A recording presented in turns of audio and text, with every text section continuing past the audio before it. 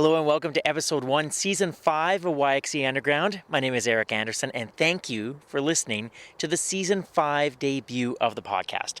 I hope you had a wonderful summer and it feels good to be back with you here on YXE Underground. So the sound you're hearing right now, I'm just going to put my microphone down. I don't know if you can hear this. Maybe you can't hear this. It's really quiet. I'm in Gabriel Dumont Park right now. I'm right along the river, just like a couple inches away from the water. There's a beaver swimming near us. There's people paddleboarding on the river. It's just a really lovely scene. Although it's getting dark out earlier, I have noticed that. But it's a beautiful Sunday evening.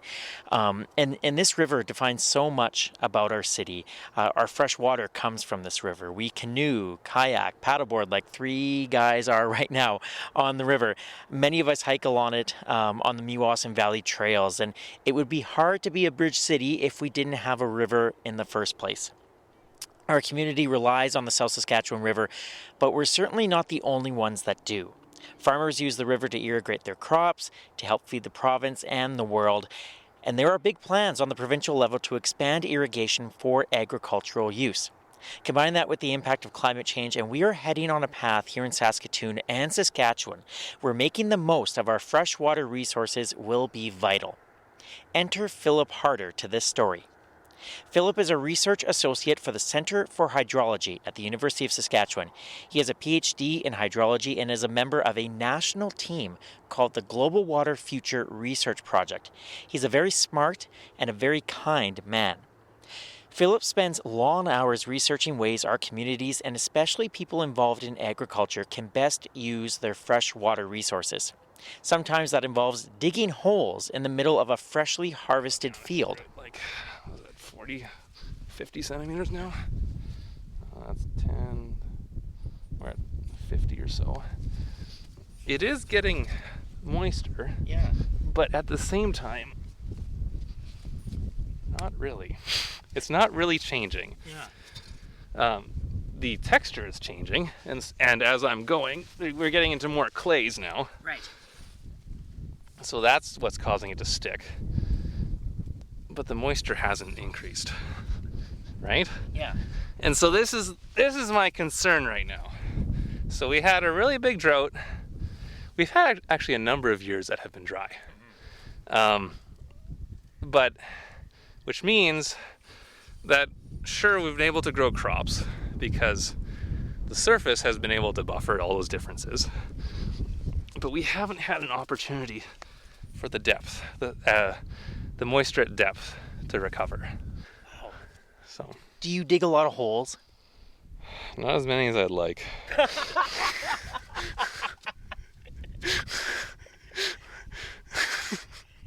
That was a great answer.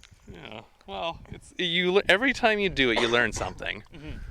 And yeah, I don't know. You can never dig enough.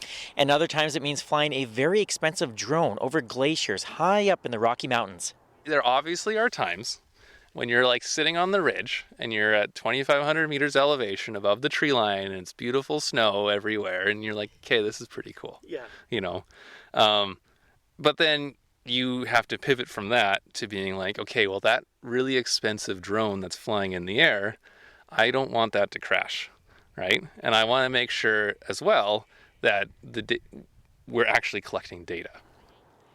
What I love about Phillip is his passion to help others understand where their water comes from and how they can best use it in their lives. Before we get to my conversation with Phillip, I want to introduce you to a gentleman named Jay Famlietti. For the past 4 years, Jay has lived in Saskatoon, serving as the Executive Director for the Global Water Institute of Water Security at the University of Saskatchewan. He also hosts an amazing podcast called What About Water, a locally produced podcast focusing on water issues across the globe. Jay is a fan of Phillip's research and says Saskatoon is on the right track when it comes to water conservation. I think being a river city and being a river city in the middle of a big agricultural province really raises awareness.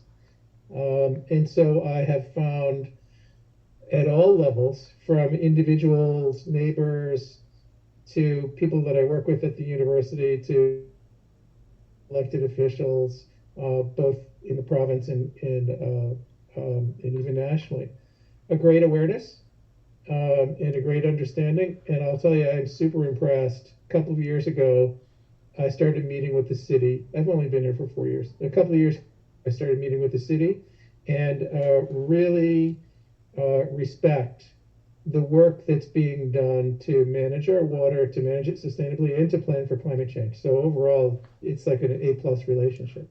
You'll hear Philip's insights into Saskatoon's relationship with our freshwater in the first part of our conversation. But perhaps you're wondering how he became so interested in the world of hydrology. Philip's love of water started when he was 7 years old. He grew up on a farm just south of Clavet, Saskatchewan, which is about 15 minutes southeast of Saskatoon. The farm relied on dugouts and sloughs to water its livestock. One day, he saw a culvert sticking straight up out of the ground near an alkaline lake. This piqued his 7-year-old mind. When I met Philip south of Clavet on a scorching hot day in early August, we were a short walk away from this very interesting culvert. We walked through a field of tall barley and arrived at a very odd-looking culvert. Take it away, Philip. A very unassuming culvert stuck vertically into the ground. And you wouldn't look at this twice if you're driving past, because it looks like a piece of trash, right? But it's this thing that doesn't make sense. As a young kid, it didn't make sense to me. And now it does. Because the wonderful thing about prairies is that, like, we're a water scarce place, right? And when water shows up, at least for me, it was like, okay, that's weird, first off, right? Because we don't have enough moisture. We don't have lakes. We have this alkali slough here, which has a little bit of water in the middle, but good luck getting to it. I've tried. So, like, you know, we're here in the prairies, and we're trying to live. We're trying to do agriculture, and, you know, okay, rain falls, and we can grow grass, and we can go grow crops. We just walked through this barley. It was a nice field, too. It was, Yeah, yeah. yeah. No, you should have seen it last year. As in, it wasn't barley, obviously. Yeah. It was canola, but it was less than Okay. nice. So, like, how do we do this, right? And so rain is more important. You know, you need more rain more than just to grow crops. You need it to, like, feed livestock as well. Like, you need to have sources of water for livestock, for spraying things, right? So where does that come from? And so we have a lot of dugouts, obviously, but here we don't. And if you look, so that water, I'm gonna say, well, the water has pulled back because it's been super dry, and we're looking at that maybe 200 yards out. Last year, started the year, this thing was lapping at the shores. You kind of see where that brown transition is? Yes. That's where it was last year. Okay. So it's really pulled back because we're in a dry period. Yeah. So everything's evaporating. Off we go. So, yeah, and then right here, if you look into here, you have to look up and kind of peek over. But We're looking into the culvert now. We're looking into the culvert. Okay. So. Oh, yeah. Oh. So, yeah, you got water down there, right? Yeah. And everyone's depth perception is really weird, right? So it seems to me that it's lower than Yes. the water out there, Yes. right? But this water, you need to test it first. Yeah. Historically, was good enough that we could feed our livestock off of, Okay. right? So why is that gross and this not? Oh. I don't know why. Gradients, Oh. right? And so Philip, when you were a kid, this intrigued you, hey? It was every kid is like just annoying and like doesn't really want to like really engage with their environment, right? Yeah. You know. you were a kid. Yes. Yeah. And so maybe I didn't like maybe outwardly I was probably trying to act cool. Yeah. But there was something deep down Yeah. that really fundamentally didn't make sense to me. Yeah. And you wanted the answers. I wanted the answers. That's so cool. Phillip explained to me how chemical and physical gradients created this unique dynamic on his family's land. If you ever run into Phillip, buy him a beer and ask him to explain pressure gradients. It's pretty cool. After Phillip explained the science behind this unique culvert and thereby answering the questions he had when he was 7 years old, I asked how he would describe Saskatoon's relationship with water. Disconnected. So there's two reasons for that. So Saskatoon, your water doesn't come from the area you live, right? It comes from the river. It comes from the Rockies, right? So the South Saskatchewan River is an exotic river, right? So the water we're drawing from it comes from a different place. Like in an extreme case, the Nile, right? Cairo is completely dependent. Egypt in general is dependent upon the Nile. None of the water comes from there, right? It comes from outside. Right. So when we talk about Saskatoon, we feel the prairie climate, but the water we rely on is not, right? Yeah. So here we are, we're just sweating away, right? And yeah, there's a movement of water from, well, you and me back to the atmosphere because we're sweating from all the stuff transpiring around us. It's just headed back to the atmosphere. And so, depending on where you're starting from, a hot day seems like, oh, we're kind of in trouble, right? Where's the water going to come from? Well, maybe that's just me. But, where the water comes from for Saskatoon, for the city and the surrounding areas has really nothing to do with where we are. Okay. So that's why I call it disconnected. Oh, is it? Because when I hear the word disconnected, I immediately think of like a negative connotation. But is it negative or is it just like that's just kind of a fact and most people understand that? In this case, I think we're really lucky to have a disconnected water supply. Ooh, why is that? Well, last year we had a horrible drought, right? We were running water deficits in the prairies like crazy. Agriculture was hammered. And Saskatoon, did you ever talk about having water restrictions? No. You were doing good, right? And so in that case, like the prairie climate is extreme. It's all over the map. And so to be dependent upon that is really kind of a risky thing to be, a risky place to be. But this is what farming is, right? Yeah. So farmers are dealing with it, but city people are not. So that's why it's good for Saskatoon that it is disconnected. But it also then there is the other part of that. There's physically disconnected from its water supply, but then it's also in a sense disconnected from some of the challenges that we're facing. Right. Did you see that last summer? The disconnection? Yeah. I don't spend a lot of my time trying to like bridge urban-rural divides. But yeah, like I don't know. So I'm living on an acreage, between here and Saskatoon. Yeah. So, we're on city water, and we have a well that we can water our livestock, and off we go. Yeah. And so it's one of these things of like, we haven't really been put through the ringer on this one, ever. We haven't faced those challenges, and so yeah, like driving through the city and like, the classic thing is, watering lawns, right? It just seems so extravagant to a hydrologist as we're dealing with the drought. Yeah. Right?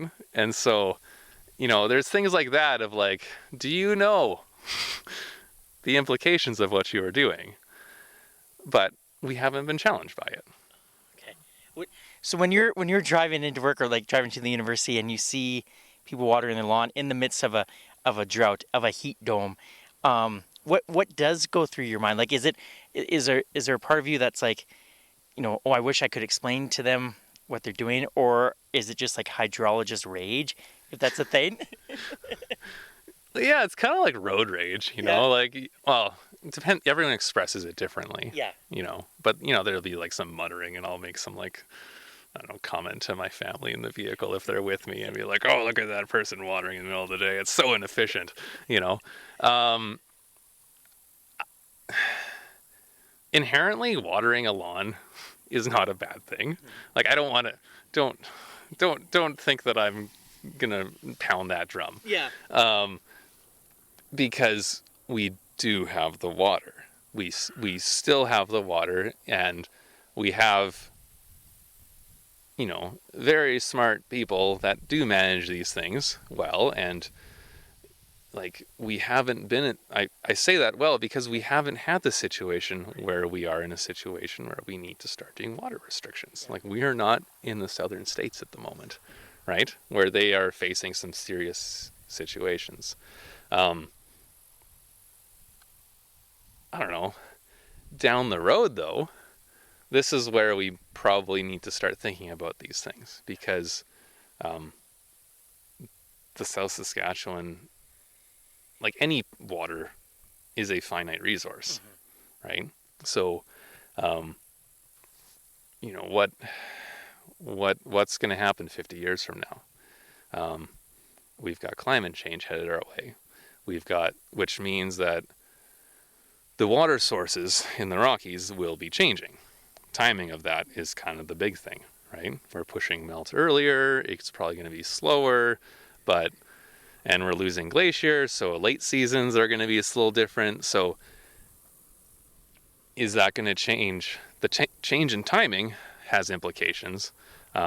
Changes in quantity, it's going to be hard as well to figure that one out, but the numbers are showing that it's going to be less. It's not more. But we have growing populations in our cities.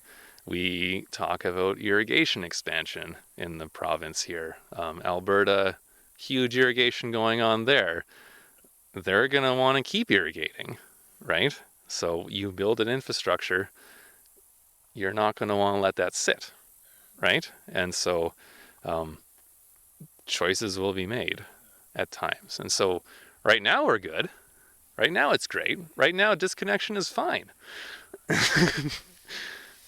Down the road, though, that's where, we need to have a little bit more, I guess, hydrological literacy, Okay. I guess. Yeah. So, yeah. So may I ask then, can you explain then for listeners, like, how your research thing is maybe helping that hydrological literacy? Because I just think that's so interesting. Yeah. So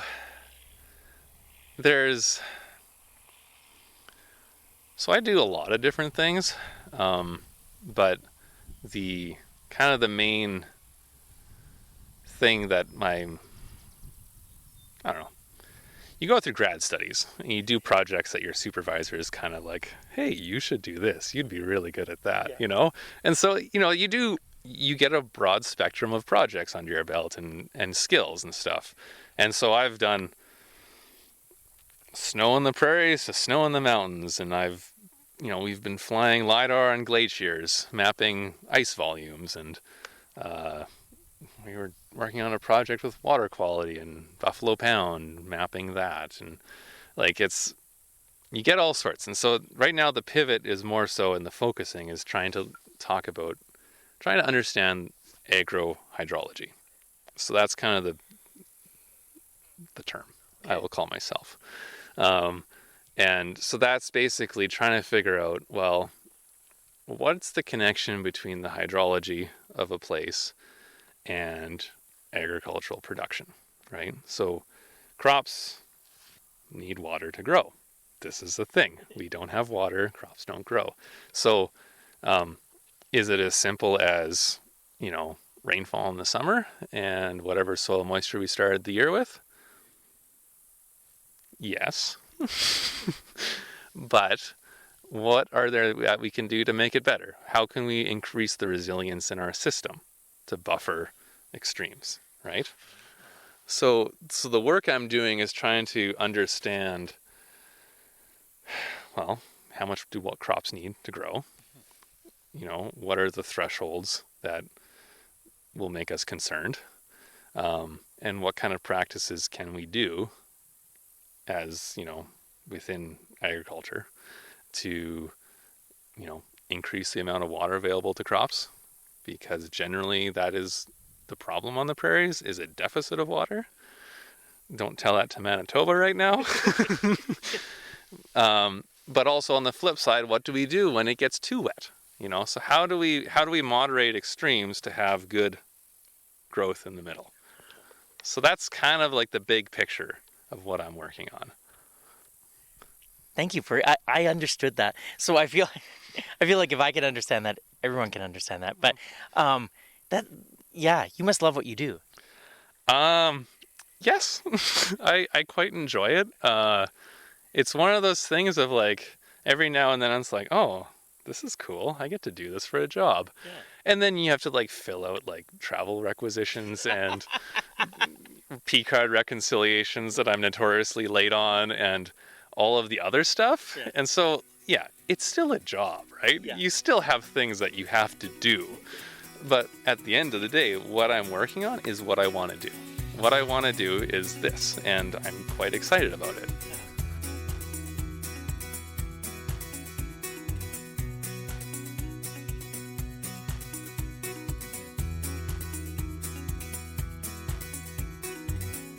You're listening to the Season 5 debut of YXE Underground. My name is Eric Anderson, and my guest is hydrologist Phillip Harder. Listen and follow to YXE Underground on Apple Podcasts, Spotify, Good Pods, yxeunderground.com, or wherever you find your favorite podcasts. And don't forget to leave a 5-star review if you like what you hear.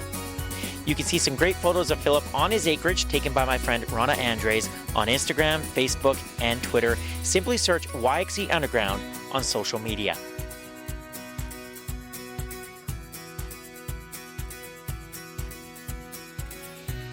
You have heard how much Phillip loves his job, minus the paperwork, of course, and I think how we use water resources in Saskatoon and throughout the prairies is an issue that will become more important in the years to come. Phillip is sharing his research through a national research project called Global Water Futures that features researchers from across Canada looking at how we can best use our fresh water. A big question is whether people will listen to researchers like Phillip. It's a question Jay Familietti from the University of Saskatchewan's Global Water Institute is familiar with. He says that Saskatoon and Saskatchewan cannot escape the impact of climate change, which is why getting information to the public, whether it be in an academic paper, government policy, social media, or even a podcast, is so important.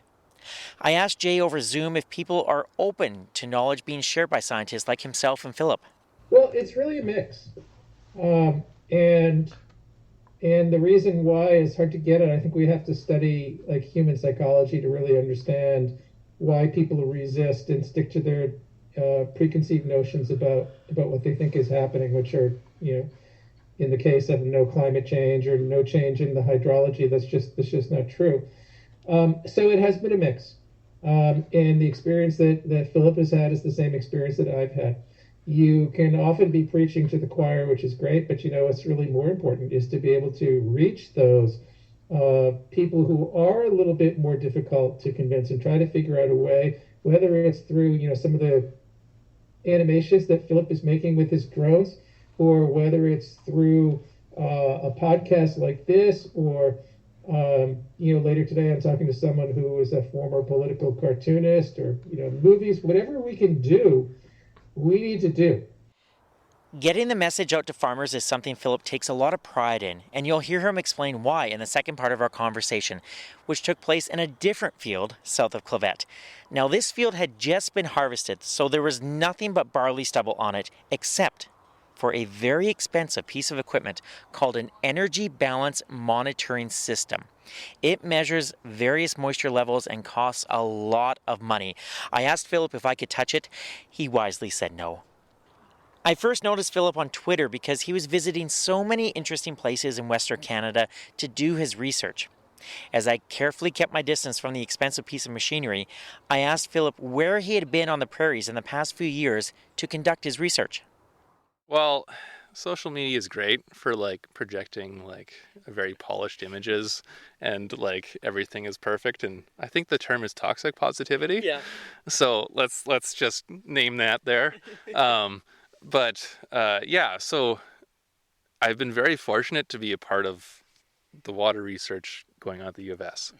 There's a lot that's been going on. Funding wise has been very successful, and so we've had the last I think we're got a year left, and it has been Global Water Futures. So this has been this really big cross Canada effort to try and understand water and where it's headed for the country and globally. And so my part of that has been really focused on kind of two things.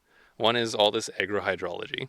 So we have all these sites near here where we're standing in this field by Clavet.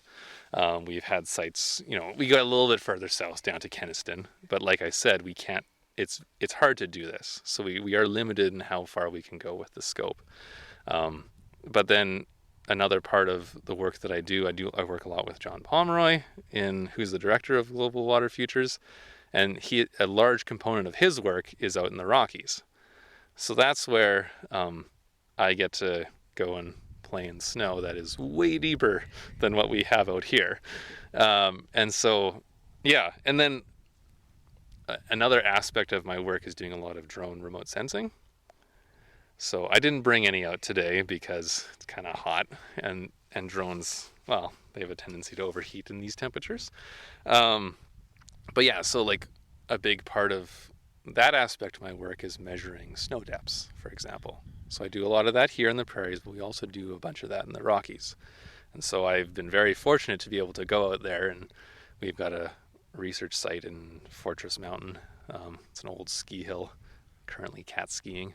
And we get to run around there and fly drones. And then, yeah. Is that as much fun as it sounds? No. No, when you're doing when you go somewhere for work, it's work. Yeah. Right? And so it's hard.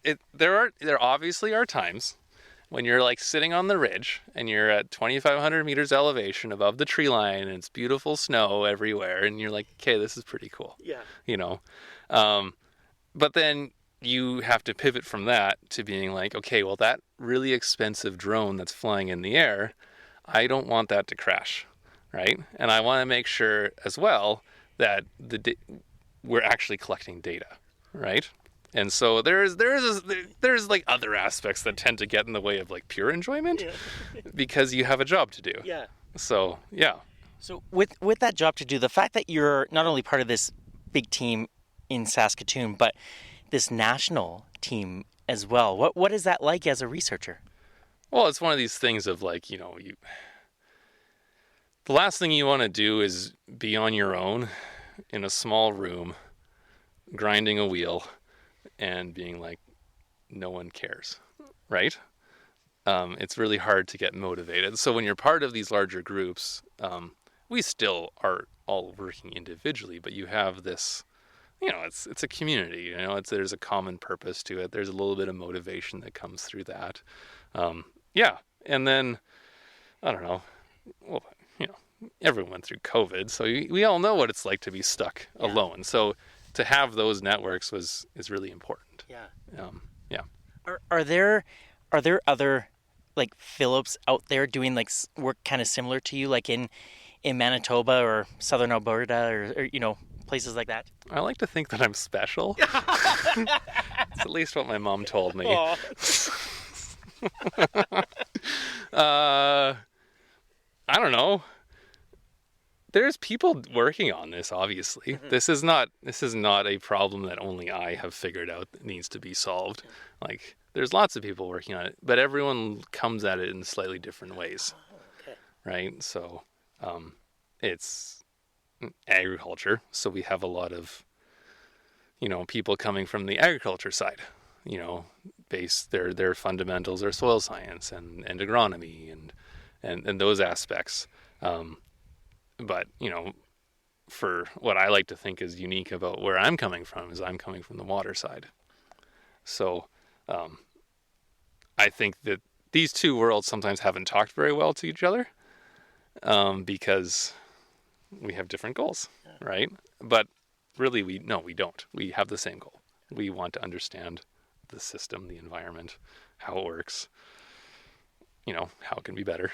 Yeah. That's really interesting because, you're not the first guest to say, and not in terms of this topic, but like in various aspects of, whatever it is they're doing, you're maybe trying to work with someone who, on the surface, it looks like you have different interests, but really at the core of it, you have the same interests at heart. You should be pulling in the right direction. Mm-hmm. So it sounds like that's what you're doing. Oh, you try to. Yeah. I don't know. That is what I hope to do. Yeah. Yeah. It comes down to like, the more we know, the more we can share, the more we can work together. There's only good things happen from that, right? Right? Yes. Yeah. Totally. So yeah, like I've been quite fortunate. Like, so I'm clearly sitting in the academic world. I have very little, say like, I have the essence of academia is to learn and to share your knowledge and disseminate. You can obviously still have like a lot of competition within that because like I want to be the first to learn this, right? And I want to put my name on these things. But like if I learn something, I have no reason not to share it, right? And so I feel like I've been very fortunate in that aspect, is that I've been able to do that because it's been this place where I can learn how to do what I do. It allows me to have connections and allows me to jump between various groups who are interested in water. So I get to talk to you, coming out and doing some podcasting, and here we go, right? Or I can go talk to a farm group or a agronomy business, or I can go to an academic conference, right? Like these are all different places that need this knowledge, and I am able to do so. So that's very, I don't know, I'm very fortunate in that aspect. So with your knowledge that you are accumulating right now, what do you hope people will take away from it? Whether they are farming around Saskatoon or whether they're living just off of Broadway in Saskatoon or something like that. What do you hope people will take away? And that might be a tricky question because I know you're still doing some of the research, but like, what do you hope people will take away? That's a big question, I know. It's a big question. It's a big question. I think there's many things that I want people to take away, but everyone's at a different place to receive information.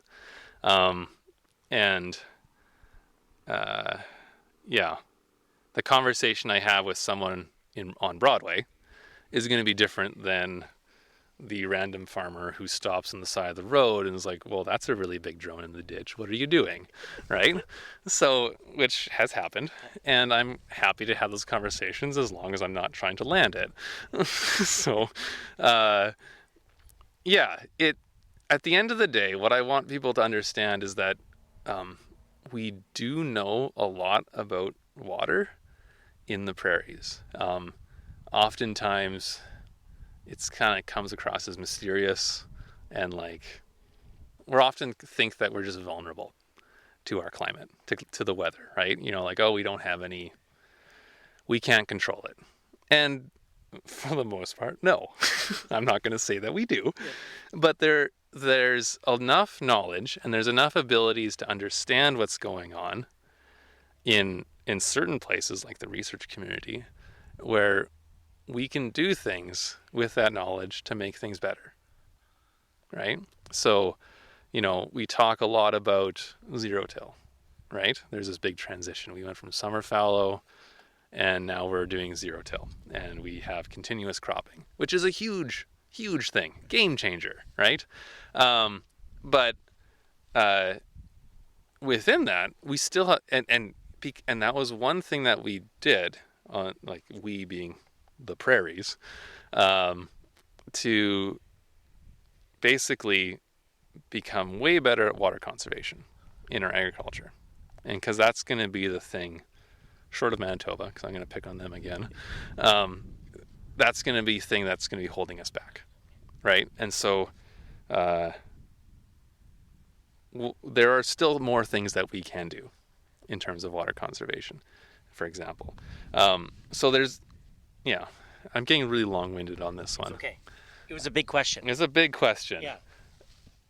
We know a lot more about water than you might think. Yeah. Is what it comes down to. Yeah. To translate that into like tools for farming is a hard one, and that's kind of what I'm trying to do. To translate that into knowledge that, you know, policymakers can use to make, you know, more informed policies is what I want to do.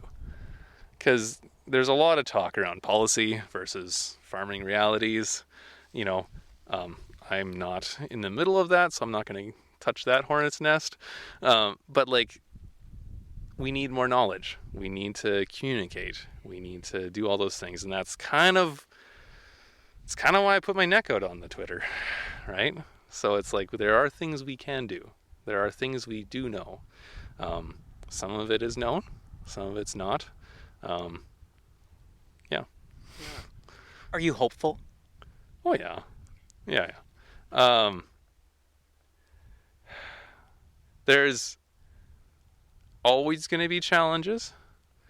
You look at the history of agriculture on the prairies, it has not been smooth. We're still here. What's to come next? It's going to also have challenges, right? We're going to have, this is like this big unknown, is like what climate change will do, right? And, you know, we can look at global models and it says certain things, but, you know, what does that actually mean to us?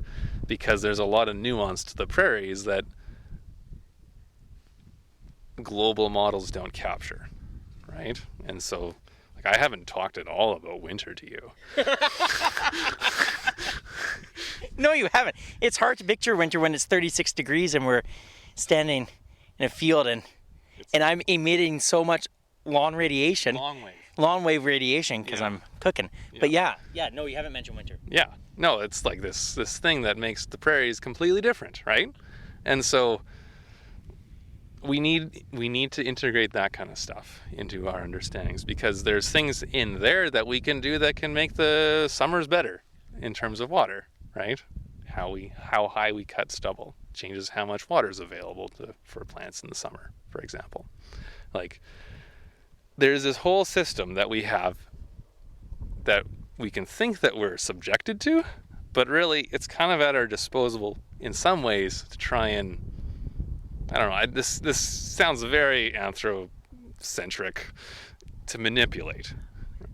I don't want to say that we can, but there's things that we can tweak, right? So we can change how much snow there is on this field.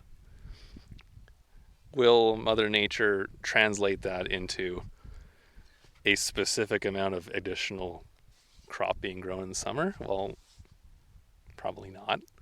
But there's things that we can do, right? So there's all these things that I kind of get excited about. So, Phillip, thank you so much. It has been an absolute pleasure spending a Friday afternoon with you, and I so admire the work that you do, and I can't wait to see where your research goes. So, thank you. You're welcome. I'm also curious where it'll go. So, yes.